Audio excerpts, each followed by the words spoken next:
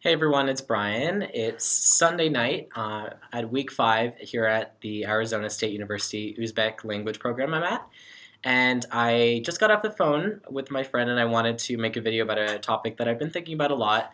And I think it's a really important issue to discuss. So I just wanted to share some tips that I thought of and also just check in with you guys since I haven't made a video or anything in a while. I just got back from a hike up the mountain that's right by my dorm. It's called A Mountain, and it kind of overlooks the whole city of Tempe, which is really beautiful.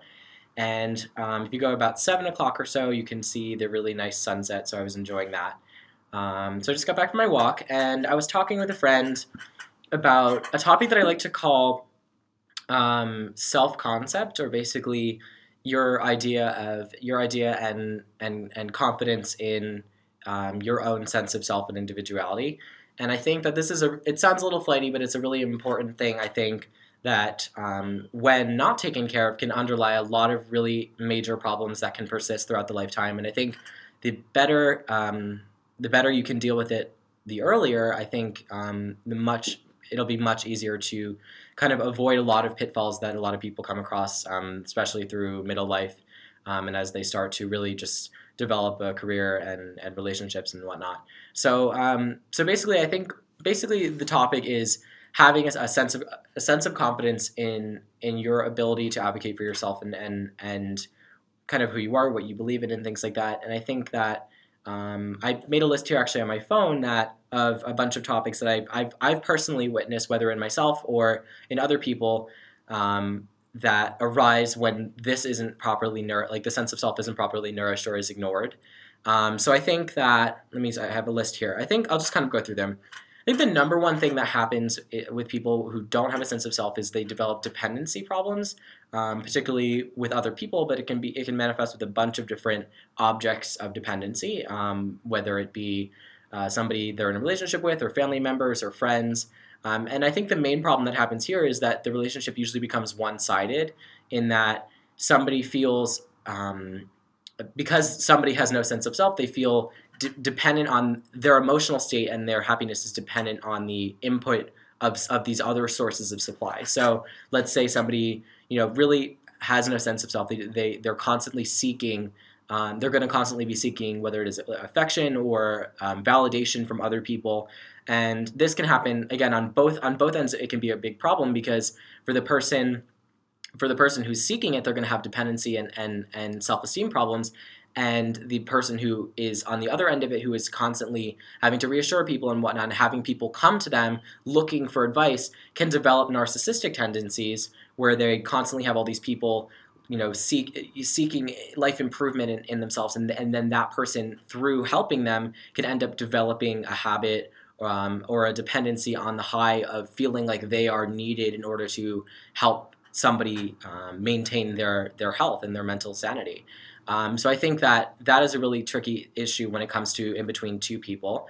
I think that also on my list I have very closely related to that is the concept of Stockholm Syndrome. And I think that this is something that isn't really noticed or articulated as much, because the literal definition of Stockholm Syndrome, if you look it up, is that people, it's the concept of somebody who's been captured feeling loyalty to their captor. But that literal definition can be used figuratively, in the sense of you end up feeling loyalty or dependency on something that has been destructive for you, whether it's a person again, or what I found in my life has mostly been beliefs and ideologies, is if you feel so connected to something that when that view of it is threatened, because you have no sense of self, you have to attach yourself onto that person or belief, and you end up defending it, when even if you know deep down that it's been destructive, you continue to defend it.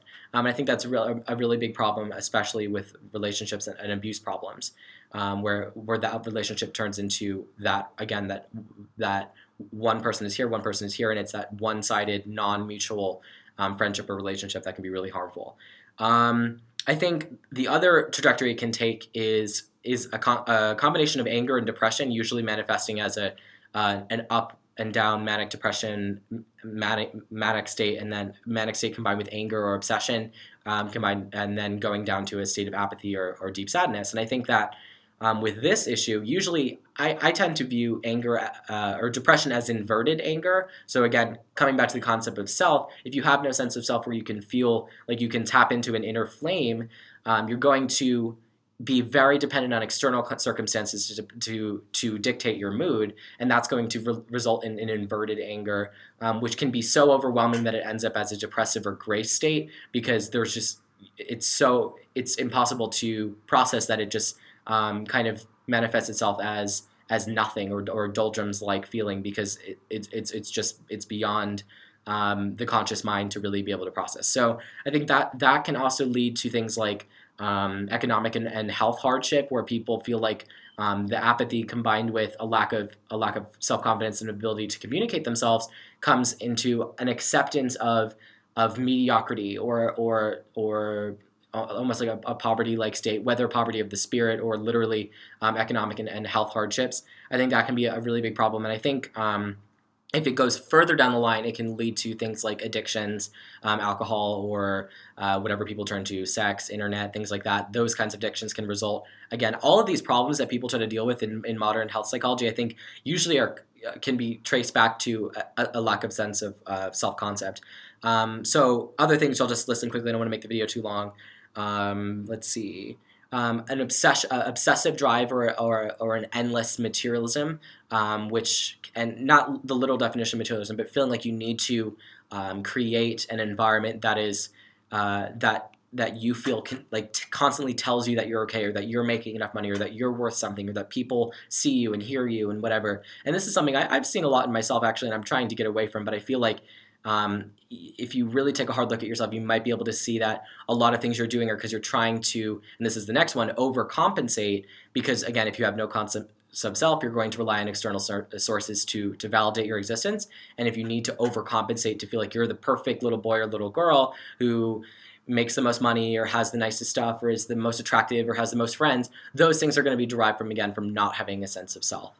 So I don't like to make videos usually over 7 minutes these days because they're usually harder to watch, so I'm going to cut it there. But I think that, again, the main idea here is really look inward, look at your unconscious drives and say, why do I do what I do? Why am I talking to that person if I don't enjoy them? Why, or if the relationship is constantly one-sided and I can never come to them like they come to me? Why do I continue to eat like this or live like this or work this job or think this way or do this habit when it's not serving me and it's something that I feel obligated to do or I feel dependent on?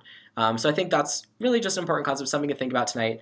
I don't want to sound preachy or pontificating, but I just feel like it's sometimes useful to take a hard look at these things and really look at them in different ways than are usually talked about, because it's usually talking about point, B, C, D, H, or Z, when you really should be getting back to the root psychological cause, which is my favorite way to look at problems. So with that, I will talk to you guys soon. Thanks so much for watching. Bye.